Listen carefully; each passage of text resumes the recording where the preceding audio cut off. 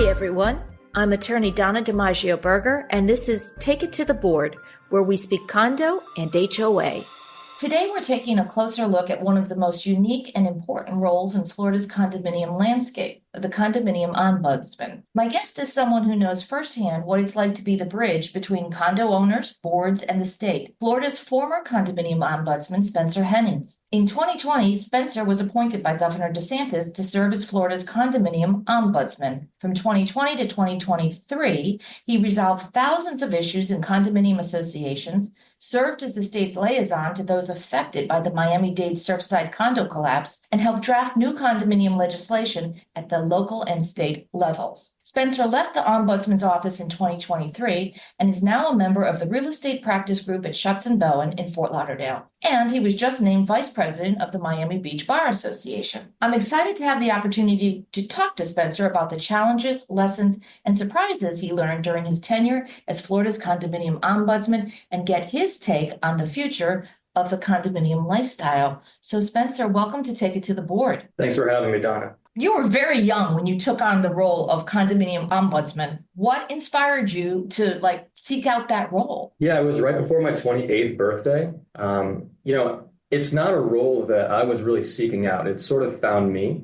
At the time, the secretary of the DBPR was named Halsey Bashirs. He did a great job as the secretary of DBPR. And when he was appointed by the governor, he started getting all these condo complaints. And there was no ombudsman at the time. So he was looking for a way that the state could do better to help our condo owners, and especially these people that were sending him letters every day complaining about things happening in their condo association. So he, being up in Tallahassee, thought, I think I need to hire someone down in South Florida where a lot of these complaints are coming from and all the condos are concentrated. So he started this statewide search, and a professional contact of mine knew him and recommended me to him. And when I heard about the job and I read the statute that describes what the duties are, I kind of felt that I was born for this role. So I worked really hard to convince Halsey Bashirs, who's the secretary, that I was the right guy. And at the time, he couldn't just hire me because the statute required that the governor appointed the ombudsman.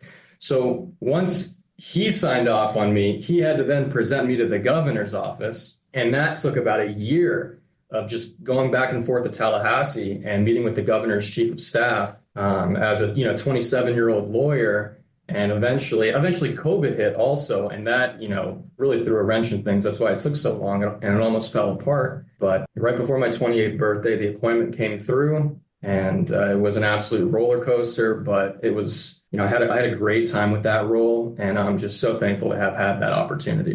So at that point, you're 27 years old. Had you lived in a condominium up until that point, or a homeowners association? I lived in condos, yeah. Now, had you ever served on a board? No. Had you ever gone to a board meeting? Yes. I didn't know what was happening at the board meeting. Didn't really make sense to me, but I had looked at a set of condominium documents before, and I knew loosely how condominiums worked because I, was a real estate lawyer, and I had taken a class by Bill Sklar at the University of Miami Law School, who is a great condominium lawyer. That's a mutual friend of ours, and I learned a little bit about condos, but it was a real educational experience. I'll tell you that. I was going to say 3 years. Okay, I'm guessing you didn't really know what you were getting yourself fully into at that point. I had no idea what I was getting myself into. And it ended up being amazing and super rewarding, but I just didn't know what to expect. And I think part of that is because my predecessors that were the former ombudsman or buds people, they were not as visible, I don't think. They didn't really do podcasts, even like this, right? Like future ombudsman or ombuds people are going to be able to listen to this podcast and understand what the office is about and what I did with the office. But this didn't exist for me when I was going through that process. So there really was no example to go off of. And that was kind of cool because it was a blank slate. But there was not much of an example to go off of that I could find. And we've had quite a gap in time between your departure and we're taping today in early 2025. You're right, the Ombudsman's office was kind of shrouded in a little bit of mystery. I think people didn't really understand, what do they do? Do they have an enforcement arm? Are they there to educate? How did most people, Spencer, contact you? Was it calling? Was it showing up when you went out to events? Was it emailing you? What were most of the communication channels for you to hear from people out in condo land? So there was a lot of calls and a lot of emails, but throughout those 3 years, one of my main goals was to make the office as visible as possible. And I think I was probably unique as a government worker, saying that I want as much work as possible. Well, you were young, so you still had a lot of energy. Right, I had a lot of energy, exactly. So yeah, I would go to every expo I could. I would go to the condo elections personally. And I knew that the more people that knew about the office, the more people that we could help, the better it was going to look for the state, for my office, for the DBPR. And then I thought that's really the key to the legislature, giving us more employees, giving us more funding. And then that would just be this like exponential growth of positivity for the office. So making the office as visible as possible was a big goal of mine. And the numbers really doubled and tripled and quadrupled throughout those 3 years. What's your budget when you first started? I believe it was around $500,000. Around $500,000, I believe. And how many staff at that point, would you say? So we had 7 full-time staff members, but we also had the election monitor program. And those people that served as election monitors throughout the state were not employees, they were independent contractors. And we'd have anywhere between 20 to 30 of those at a time. So generally, I was overseeing 25 to 30 people. But those election monitors were not paid by the state. They were paid by the associations whose elections were being monitored, correct? Exactly. So that's what Florida law provides, is that when enough unit owners send a petition to the ombudsman's office saying, hey, we want the state to come in and monitor the election for my condo this year, the association is then required to pay for that service to the person that the ombudsman appoints. So we've got a lot of people listening all over. Can you explain why the state of Florida needed to have a process whereby elections could be monitored by an outside party? Well, I think that condo elections and the ability to vote for the board and have a fair election is like the most sacred right for condo owners. So making sure that those happen correctly the first time go around is going to save everyone headaches, time, money, energy. So that was what the legislature decided one of the roles of the ombudsman's office was going to be, to travel around and appoint people to go out and conduct these elections. And it was really, really effective. I mean, there were so many times where we had great results where unit owners would come up to me after the election and they would say, I never thought we were having fair elections. I always thought something sketchy was happening behind the scenes. And this is, the first year I heard about the ombudsman's office, and then the first year that we had an election monitor. And this is the first year we were actually able to change the board. So that felt really good. I had so many success stories like that. The reverse is also true. So I've been out to a lot of meetings where they've had an outside election monitor because a number of owners have petitioned for it. And the board was reelected. And it was a free and fair election, and it kind of laid to rest the feeling that there was something sketchy going on. It's why I do recommend the boards embrace that. You should 100%. You should want to have oversight into the process. 100%. For these associations where there's a lot of animosity and the board knows that no matter what happens to the election, there's going to be people that are upset and they may have to, go to arbitration. And have a mediator or arbitrator look at the election afterwards. That's going to cost time and money and frustration.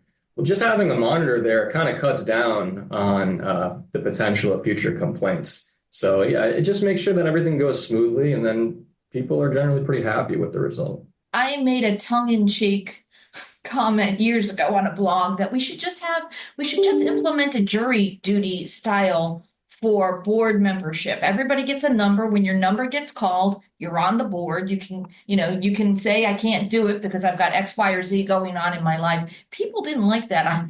They didn't like that suggestion. And I really didn't make it. It wasn't really a serious suggestion. But the issue with these elections is often people who feel like they're being precluded from joining the board. Were election issues one of the most frequent complaints you got when you served as ombudsman? Definitely, election issues were really common. Record requests, very common.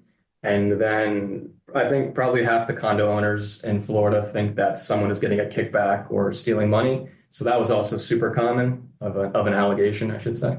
How did you handle the kickbacks? Somebody calls you and they say, I think my board president's taking a kickback. When you were ombudsman, what was the process when that complaint came in? Where does it go from there? Yeah, I mean, if you ask law enforcement, they'll tell you that it's really hard to prove kickbacks. And theft, embezzlement is, as you know, a criminal matter that the DBPR does not have jurisdiction over because they only handle civil matters. So when people came to me, I would generally tell them, I'm happy to talk with you, tell you what the law says, tell you if I think this could be illegal or not. But at the end of the day, you're going to be responsible for putting together some proof of that. And then, I mean, heck, I'll go with you to the police. I'll go with you to the state attorney's office and talk to them and explain, what they need to do here and what I can do here. And I did that plenty of times. But kickbacks and a lot of other things in condos are very hard to prove. So when you served as ombudsman, one of the responsibilities or rights of the ombudsman's office is to kind of advocate for legislation. What did you advocate for during your 3 years in terms of, perhaps new resources or even more enforcement? Did you ever get into giving the office a little more enforcement? Definitely. I had a lot of conversations with legislators over the years, and a lot of them, especially from South Florida, felt that the ombudsman's office would be better suited to have some sort of, detailed subpoena power, detailed power maybe to remove board members. And we had proposed some legislation. Senator Ana Maria Rodriguez had proposed some really good bills, I believe. I believe at one point we were talking about moving the ombudsman's office to the attorney general's office and giving it some teeth.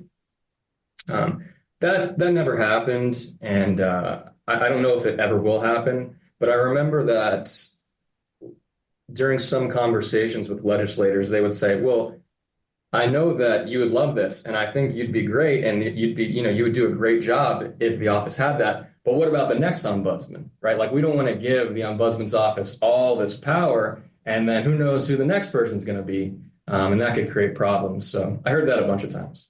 Oh, that's interesting because they are actually, well, it was the governor appointing. Now there's a bill pending in Florida where they would change that. I think the appointment, if that bill passes, will be made by the secretary of the DBPR. And there's another bill pending that's already been drafted that would create an office of the ombudsman for homeowners associations. How do you feel about that? Do you think HOAs need their own ombudsman? So the first one, I thought that was passed last year. I believe it's already the case that the secretary appoints the ombudsman.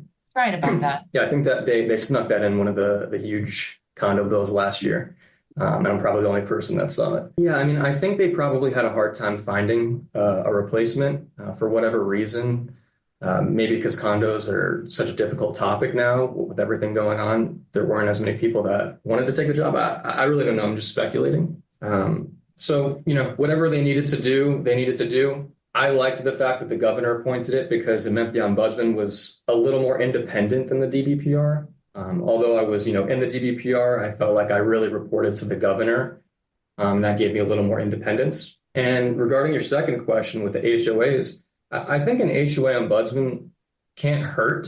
It's just a question of where the funding is going to come from. Because if you're listening to this, you may or may not know that condo owners in Florida pay $4 for their unit to the state to fund the division of condos, timeshares, and mobile homes. And that then funds the ombudsman's office. But there's no such charge for HOAs. So I suppose the legislature would have to charge HOA owners a couple dollars to support that office. It probably wouldn't make sense to have, in my opinion, to have the condo owners paying for an HOA ombudsman. That's just my opinion. So not to combine it, the bill I saw, the HOA ombudsman would still have the requirement that he or she be an attorney, a Florida licensed attorney, which is what you were. But the condo ombudsman no longer has that requirement. To your point, probably because they needed a larger net for candidates. Yeah, I think that's probably the case. And I think a lot of times what they do is they recycle bills. And I think that's why the HOA ombudsman bill still requires the ombudsman to be attorney, is because it's recycled old language. That's just a guess, though. Do you think it's helpful to be an attorney in that role? Of course. I mean, I think that the job requires some sort of legal understanding. Like, you're working in the Condo Act, Chapter 718, Florida statutes, every day. So to have that legal background is really useful. Now, it's not to say you can't do a great job if you're not a lawyer. There's a lot of things you can do that would be great for the office. And there were a lot of things that I did that I felt like I didn't even need to be a lawyer for. But I feel like if possible, it would be great to have a lawyer in there. But I'm sure that the new ombudsman who's not a lawyer is going to do a great job and change my mind on that.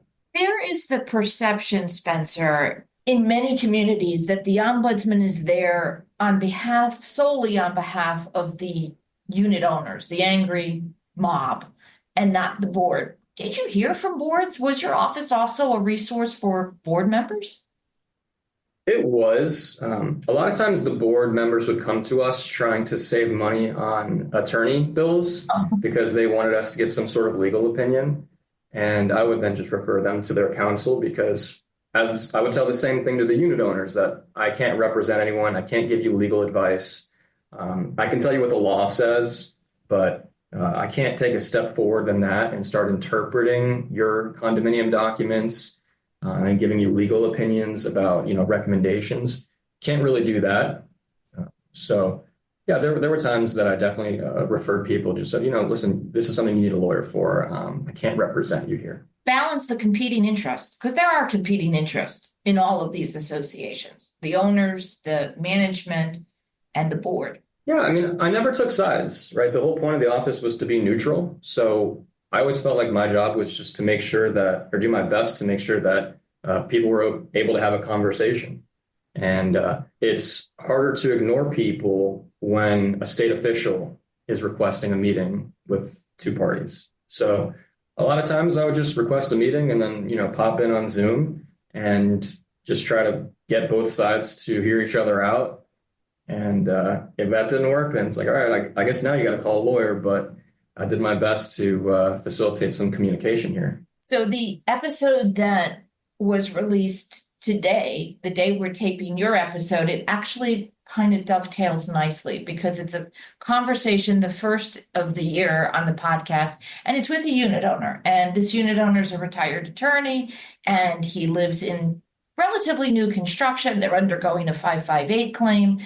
He's a retired corporate attorney, and he has made some really salient points about the challenges he's had with his condo board living in this building, with some of the more persnickety rules and regulations. But he did it in a very respectful way. So I think sometimes owners are dismissed if they're not, if they're a little critical of their boards.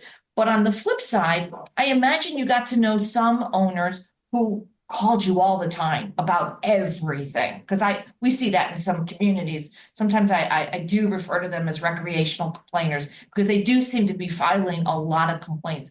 Was there any cutoff at some point where you thought somebody was making frivolous complaints? There were. The DBPR called those people the frequent flyers. Oh, okay. I like that.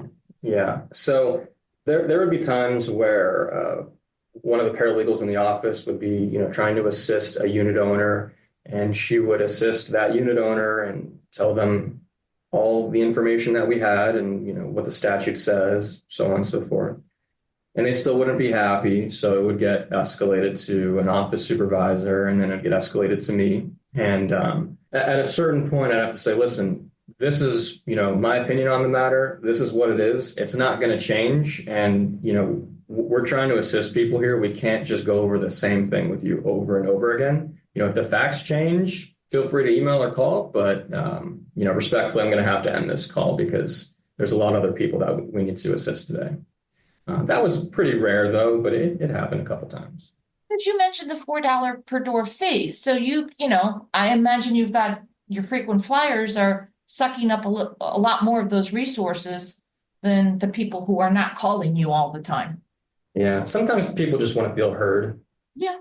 So I put on my therapist hat sometimes when I was the ombudsman, and Yeah, we do that too as association counsel. I'm sure the management companies do as well. Uh-huh. What do you think the biggest misperception was about your office when you were the ombudsman? I think people assumed that it had more power than it did. I mean, the way it's written now in the law, it's sort of a toothless tiger, except with regard to the elections, that there is some power to conduct the elections, but it's not like the ombudsman's office can throw people in jail or remove board members. And there were a lot of times where that was the wish of people. They thought, oh, if I, schedule a meeting and then voice my concerns that the big bad ombudsman's going to show up and take the board members off, and I'll be smiling watching them leave the board, but that doesn't work like that. So I think that's probably the biggest misconception. Do you think the office should have that kind of authority, assuming you could create, some due process? Yeah, that'd be great. Yes, absolutely. We should do this. Absolutely. Absolutely. No, I fought for that. I mean, I had a lot of conversations with legislators, and they saw what I was doing with the role. They saw that there may be some, at that time, holes in the DBPR with regard to enforcement, and we worked on it, but it's hard to change the law, and there were competing interests there. So I did the best with what I had.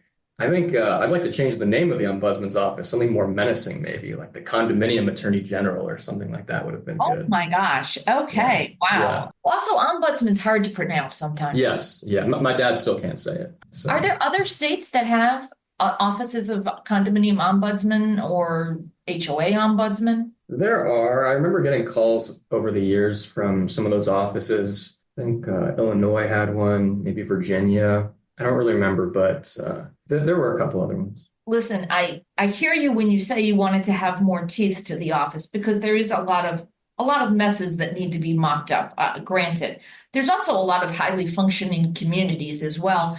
I do think, and we've seen I want to ask you about the trends you've seen over the last couple of years. Condo 3.0, we're seeing there's going to be a condo 4.0. So we always have legislators in Florida, and I imagine other states as well, who make shared ownership issues their platform, right? I do think the legislature needs to take into account when associations are grappling with a disaster. I mean, we're here taping this on January 15th. The wildfires are still raging out in Los Angeles. We have a 6-month hurricane season here in Florida.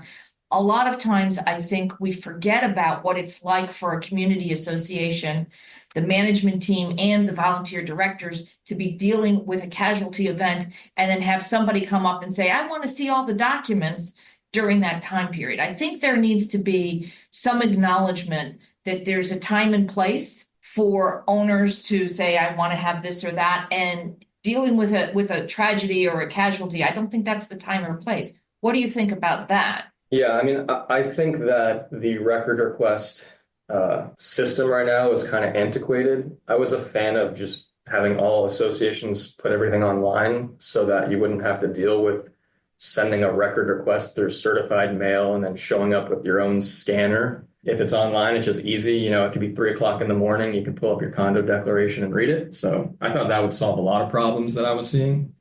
And yeah, like you said, it's a really interesting time in the world of condos. I think we're starting to see some more condo terminations, which I know is something that you've spoken about on the podcast. And I'm thankful to have the opportunity to work with real estate developers and be working on some condo terminations now with attorneys like Sandra Crumbine and Peggy Rolando, who I know great condo attorneys here at Schutz. And I think that's a trend that's probably going to uptick in the coming years. You think we're going to see even more condo terminations? I think so. I mean, it's not going to get cheaper to live in a condo. And sometimes termination is just what makes financial sense for the association. Yeah, I mean, I agree. I think the decades-old belief that living in a condo was a turnkey experience, right? I just go, everything else is maintained. It's not that simple. And I think people overlook the fact that you don't just maintain the white box, your unit.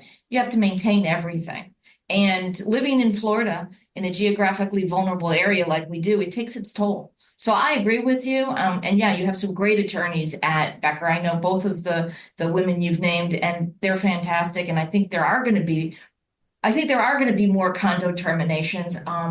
I am concerned about the media reports on the state of the condo market in Florida right now. What impact do you think the media is actually having on our condo market right now?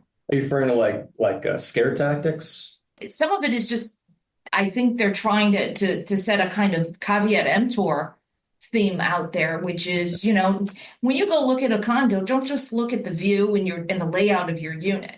Really maybe dig into it, maybe become more of an informed consumer. I think in that regard, the media is doing a good job. But I do think that we're having an impact. There's been a number of articles over the last couple months that didn't sound so good as the deadlines for engineering and reserve funding were nearing the end of 2024. Yeah, no one knows how it's going to play out. We could be on the edge of a cliff, or things could be completely normal for the next 5 years and the prices can continue to go up. No one has a crystal ball.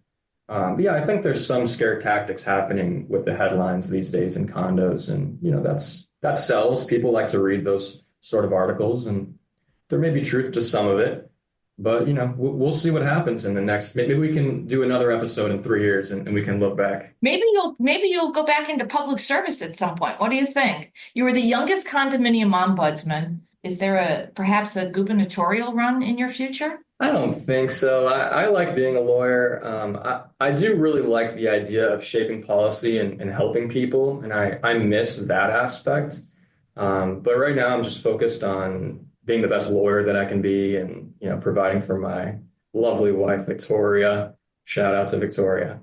And we'll see. I mean, maybe later in life, but there's some things I want to do first. Fair enough. I'll have you back on if you do go back into public service at some point. There's a new ombudsman, I think, in place. What advice do you have for him? Yeah, he called me. We had a couple really good conversations. I think that he needs to learn the landscape of condos first and foremost. And I think he's doing a good job at that.